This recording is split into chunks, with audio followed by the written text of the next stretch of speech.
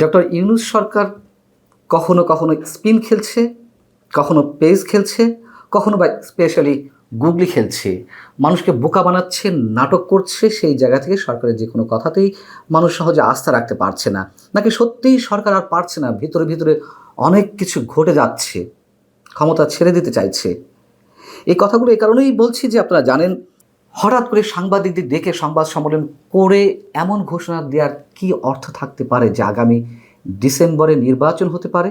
প্রধান উপদেষ্টা প্রেস সচিব মিস্টার শফিকুল আলম তিনি বুধবার রাতে সংবাদ সম্মেলন করে বললেন যে 2025 সালের ডিসেম্বরের মধ্যে ত্রয়োদশ জাতীয় সংসদ নির্বাচনের সব প্রস্তুতি রাখতে স্বরাষ্ট্র মন্ত্রণালয়কে নির্দেশনা দিয়েছেন প্রধান উপদেষ্টা ডক্টর মোহাম্মদ ইউনূস, এবং সংস্কার সহ সব প্রস্তুতি শেষ হলে আবার বলছে যে রোজার আগেই জাতীয় নির্বাচন হতে পারে।